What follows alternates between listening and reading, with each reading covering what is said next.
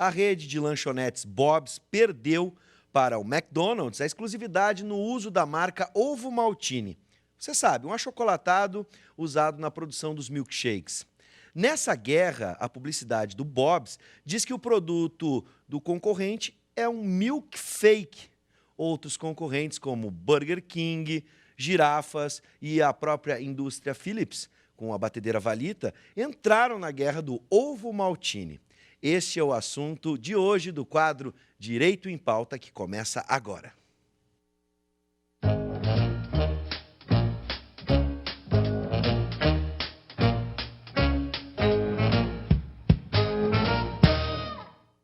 E no Espaço Direito em Pauta de hoje, o nosso assunto destaca o livro do professor Jefferson Cunha. Não é, professor? Sem Temos dúvida. aqui essa honra de dúvida. receber o professor Jefferson Cunha. Uma boa tarde a todos. Sejam bem-vindos. Sejam bem-vindos.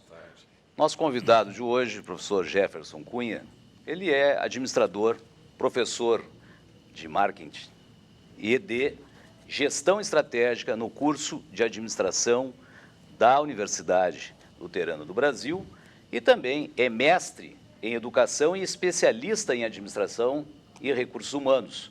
Participa também o professor Jorge Trindade, que é nosso professor de psicologia jurídica do curso de Direito da UBRA Canoas. Assim como do meu lado, sempre no Direito em Pauta, me ajudando e muito, nosso professor Paulo Regis Rosa da Silva. Com muita alegria, sempre. Satisfação. Sempre. Esse assunto vai dar fome hoje, né, gente? A gente está falando de milkshake e eu vou aqui me entregar, né? Eu adorava o milkshake do Ovo Maltine do Bob's, né? Calórico, agora, né? bem Calórico. Eu não me lembra Mas disso, professor. Esse que é o problema. a fórmula não mudou, Bives. Não Continua mudou. adorando, né? Pois é, mas agora vamos entender essa guerra, a batalha das marcas, enfim. Sim.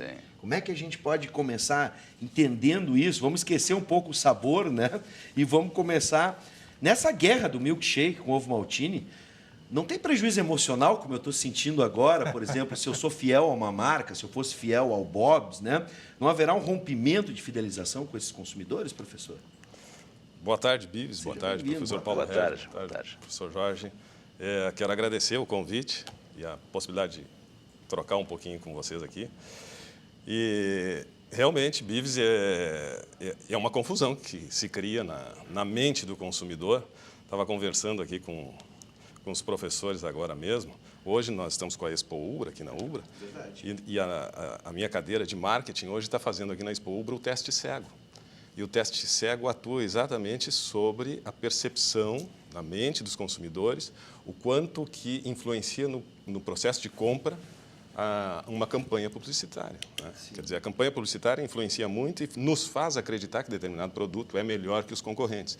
O teste cego se propõe a isso, a investigar, na medida que ele vai provar os produtos sem saber o que está provando. Não vão fazer do milkshake hoje. Sim. Né? Vão fazer de outras, mas de produtos tradicionais também. Nós vamos experimentar os refri cola. Né? Tem aqueles dois grandes concorrentes tradicionais, mas tem alguns outros. Tem produção perto aqui, né? Pois é. Aqui em Lajeado tem uma produção de refri cola também e vai participar do teste. E surpreende muitos, né, que chegam naturalmente afirmando que a melhor marca é aquela tradicional, a mais antiga e tal, depois acabam atribuindo uma nota superior ao concorrente regional aqui. Isso é curioso. Professor Jefferson, no seu livro há uma abordagem sobre fidelização do cliente. A fidelização implica numa relação sólida entre o fornecedor e o cliente. Uma relação, diga-se de passagem, de longo prazo. Pergunta-se, no capítulo 4º da sua obra, e aqui está a obra do professor, tá? No capítulo 4º da sua obra, o senhor menciona o casamento. O senhor poderia ilustrar para que o nosso telespectador possa entender melhor essa questão da fidelização? Sim. O título do livro o pessoal comenta muito, acha curioso, me pergunta se, escuta, agora tu não está mais na área de marketing, tá? Virou conselheiro sentimental, quer casar comigo, o nome do livro, Sim. Quer casar comigo, mas tem o subtítulo, Como conquistar e fidelizar seu cliente. E esse título é provocativo, mas ele parte também de um confronto ou de um paralelo que eu estabeleço entre a relação de duas pessoas, desde o primeiro olhar, da atração, do namoro, né, do noivado, do casamento, ou seja, o dia do sim, e que tu está afirmando que vai continuar com aquela pessoa e não pensa mais em outra alternativa que não seja viver do lado daquela pessoa. E eu vou fazendo esse paralelo porque, na verdade, a relação de uma empresa com um cliente se dá na mesma situação.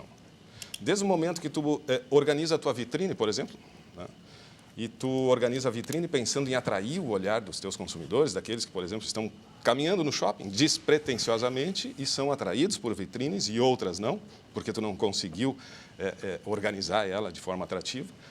E a partir do primeiro olhar, desperta interesse e algumas coisas mais devem acontecer a partir disso. Tu tem que ter a capacidade da atração, mas muito mais depois disso. E aí vai se desenrolando, capítulo a capítulo, o primeiro olhar, o namoro, o noivado, que aqui eu faço o paralelo como se fosse a primeira compra, no noivado, porque a primeira compra não significa que tu vai continuar comprando.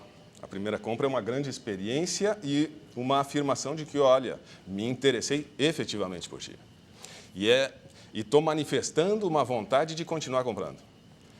Mas é uma manifestação que vai depender muito dessa primeira compra. E o casamento, sim. O casamento é o momento em que o cliente foi conquistado. É que ele diz sim e não pretendo, salvo que aconteça alguma coisa. Como manter esse casamento? Como o fornecedor, a empresa, vai manter esse casamento? No seu entendimento, quais os mecanismos necessários para que esse casamento seja duradouro? Dá para a gente pensar até mesmo no exemplo, né? Entre o milk fake, como a gente diz. O professor diz que a fórmula, por exemplo, do milkshake é a mesma, né? É o que afirmam. Pois é. Eu não provei. E aí eu fico imaginando, como eu posso ainda preferir o do Bob's, que é o original, pode aí estar, por exemplo, em cima da ideia do original, o primeiro milkshake, tentar vender essa ideia para competir com o do McDonald's, que teoricamente o sabor seria o mesmo. Nesse caso vai ter uma grande disputa, já está tendo, né? Uma grande disputa centrada em discursos, né? E talvez seguramente o discurso mais persuasivo, mais convincente vai atrair o maior número de consumidores. Eu vejo assim, os consumidores eles têm um vínculo muito forte com o produto, neste caso específico. Sim. E isso acontece muitas vezes, né? Quer dizer, às vezes a gente tem um vínculo muito maior com um produto do que propriamente com uma marca. E o Bob's, penso eu, que deva sentir isso, né? Porque as pessoas têm um vínculo com o milkshake. Sim. Né? Quer dizer, tu ia no Bob's pensando não no Bob's, tu pensava no milkshake. E agora, com tudo isso, agora está travada a disputa, né? Eu não sei o quanto que vai resistir o vínculo com a marca Bob's. E eles estão batendo exatamente nisso, né? Olha, o milkshake continua sendo nosso. Sim. A fórmula original é nossa. E tem o milk fake. Que é o falso, né? Traduzindo literalmente, exatamente, seria o milk falso. Isso. Né? Mas dessa relação, e aí, professor Jorge, nós precisaríamos também ouvi-lo nesse aspecto, dessa fidelização.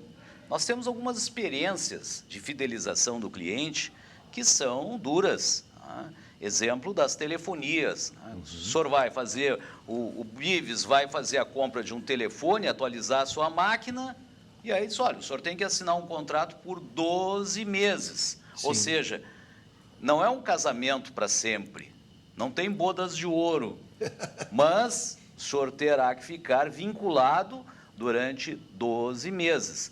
E, além disso, existem aspectos também que envolvem o Código de Defesa do Consumidor. Por quê? Porque durante essa fase, se o equipamento não funcionar, se funcionar, mas nós não tivermos linha ou ele apresentar algum vício, algum defeito, nós vamos ter um problema. E esse contrato, eu fico vinculado, eu ficarei pagando. Existem decisões dos tribunais brasileiros, inclusive da nossa 19ª Câmara Civil do Tribunal de Justiça do Rio Grande do Sul, que já libera o cliente, né? Essa fidelização, assinar essa cláusula, ela é proforme. Sim. Né? Evidentemente, resguardando que não se trate de uma ação de boa-fé. Né? Sim. Então, Professor Jorge, essa questão de fidelização exagerada, isso acontece inclusive nos pontos, né? O cartão de crédito que vai conceder pontos para viajar, fazer viagens com aquela pontuação. Milhas, Usando um pouco a alegoria do professor Jefferson, do casamento, que está muito apropriada, eu acho que ela deu a tonalidade do livro toda. A pergunta que fica é nós sabermos se esse casamento pode ter divórcio. Não é? Quer dizer, eu posso me libertar dessa relação do cliente com o vendedor, com o produto, ou eu estou condenado a ficar 12 meses ou 20 anos? Como é que é essa relação? Tem divórcio ou não tem divórcio? Não é? Então, a questão da fidelização é isso. Em cima da má prestação de serviço, que Exatamente. é um dos argumentos que se usa. E aí se diz, não sei se o professor Jefferson concorda, se os colegas concordam, se diz genericamente que um atendimento bom traz 4 novos clientes e um mau atendimento leva 20. Não sei se isso é verdade ou se está comprovada essa Professor tese. Jorge, isso são dados estatísticos, mas esses dados eu diria que hoje já estão ultrapassados. Por quê? Porque hoje, quando eu tenho uma frustração numa compra, quando eu tenho uma experiência negativa na aquisição de um produto, de um serviço, eu não vou mais falar com 3 ou 4 pessoas, ou 10 ou 20. Vou para a rede. Eu vou falar com milhares de pessoas, com centenas de pessoas. Então, essa estatística, na verdade, ela se multiplicou. E nós não temos, infelizmente, talvez, o hábito de propagarmos da mesma forma as experiências positivas. Porque quando a gente vai adquirir um produto, o mínimo que eu espero a gente espera que dê tudo certo, não é? Muito bem atendido e que dê tudo certo. Agora, se alguma coisa deu errada, eu vou falar e falo. Nós temos que ter cuidado, porque assim, essa questão de fidelização, ela tem um viés jurídico, né? Ela tem uma questão legal. A fidelização, ela pode se dar, não há nenhuma irregularidade, desde que o cliente esteja protegido. Sim. Esse elo de ligação existente entre o fornecedor e o cliente, porque, na verdade, é um contrato de adesão, né, professor Jorge? E muito semelhante a... Claro que o casamento não é um contrato de adesão, é uma escolha.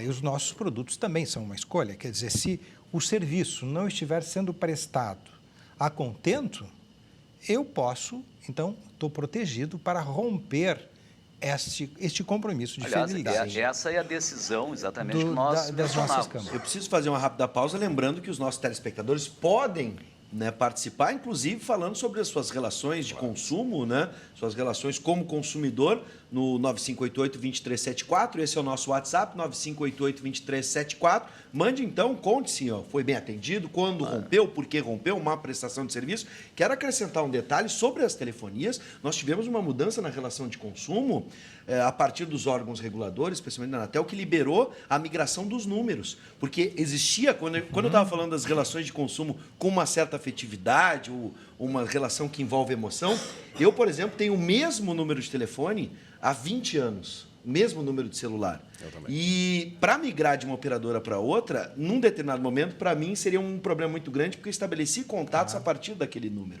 Agora, com essa possibilidade legal de migrar esse número, né, para uma outra operadora, conservando ele, abriu-se um espaço para que esse tipo de emoção envolvida, ou até mesmo relações de trabalho envolvidas, né, pudessem ter sido livres, né, libertas, né, dessas relações que aprisionavam o consumidor. Mas eu vejo, Bives, e é claro, nós vamos ponderar e colocar muita coisa nesse processo de tomar decisão, muita coisa na balança nós vamos colocar. Mas esse vínculo é um vínculo afetivo também. Né? Tu tem o vínculo do número, né? Tu tem, enfim, tu estruturou durante anos muitas coisas em torno disso. Exatamente. E através da portabilidade tu pode levar para uma outra operadora. Uma concessionária para outra e mantém o mesmo número. Que antigamente não era. Entretanto, se esses vínculos forem fortes, talvez até uma oferta mais interessante financeiramente, por exemplo, de uma outra operadora, não seja suficiente para levar, a partir de vínculos que tu vão criando. Não levou, professor. Esse é o detalhe. Mas é o mesmo caso, eu também. Mas não levou. Eu ainda resisto. Como operador, eu acho que mais ou menos por 20 anos. Eu sou do tempo daquele tijolão, os primeiros celulares, e eu já tinha aquele número. Só foram agregando uns 9 antes do número. Eu quero fazer uma revelação aqui, Bives. Por favor. Professor Jorge, vamos fazer uma revelação no ar. A analogia feita pelo professor Jefferson no seu livro, essa analogia em que ele fala do namoro, do noivado, do casamento, é dele mesmo. É verdade. Então, professor, revela para nós, para que o nosso telespectador possa conhecer um pouco dessa característica. Por que o senhor encontrou essa analogia? O senhor já disse, mas explora melhor para nós. Porque, assim, ó, em marketing a gente fala muito, tem um campo da área do marketing que trata do marketing de relacionamento. E eu vejo que o marketing de relacionamento é a base de tudo. Quer dizer, tu vai constituir realmente um programa de fidelidade, não são com grandes estratégias, programa de milhas ou coisa parecida. Tu vai estabelecer fidelidade no relacionamento. Mas num relacionamento de atenção, num relacionamento de preocupação, como é que um casal vai, né, sobreviver a este mundo e vai se manter junto e querendo ficar junto? Como é que as coisas acontecem? É quando existe um casamento que prima pelo respeito, pela admiração, pelo carinho, pelo cuidado, pela atenção. Uma empresa que faz isso com o seu cliente, ela não precisa pensar em grandes estratégias, mas demonstrar isso, mostrar atenção. E programas de marketing de relacionamento se sustentam nisso. Quer dizer, tu vai desenvolver uma série de estratégias e hoje, mas estratégias simples. E a tecnologia ajuda muito nesse sentido. De estar dizendo para os seus clientes a todo momento, olha, eu estou aqui, está tudo bem contigo. O pós-venda colabora muito com isso. Quer dizer, não é só um esforço. Por que a empresa não faz isso, professor? Por que a empresa, se há um... Infelizmente, a gente tem uma preocupação, muitas empresas têm muita preocupação e muito esforço de venda. Sim. Esquecem. E não pós-venda. Pós-venda, não. E aí o pós-venda esquece. Vendemos. É verdade. E esse detalhe funciona também para a televisão a cabo. Né? A televisão a cabo também é um problema muito sério com isso da fidelização, porque a gente passa anos, inclusive também, se os professores podem me ajudar, mas a legislação também mudou a respeito da televisão a cabo, na medida em que as promoções que eram anunciadas para captar clientes, que eram muito vantajosas, agora podem ser usufruídas pelos clientes antigos, aqueles que já tinham conta, na medida em que era uma injustiça. O cidadão pagava os 3 primeiros meses ou um preço diferenciado para a internet ou TV a cabo, e a gente que estava lá 10, 20 anos na mesma operadora não usufruía dela. Quem compra um pacote novo, exatamente, paga menos do que o cliente que era... havia a fidelização do cliente, ele estava há 10 anos, 15 anos, e o novo cliente recebe só benefícios. Bônus. Isso é como a namorada nova. É como a namorada nova. Leva para jantar. Pois é. E aí, ó, eu vou contar uma que eu fiz agora para o professor. E tem tudo a ver vai com revelar uma namorada nova? Não, professor, calma. Não, estou solteiro no momento, já estou fazendo a minha propaganda. Esse é o meu marketing. Esse é o marketing.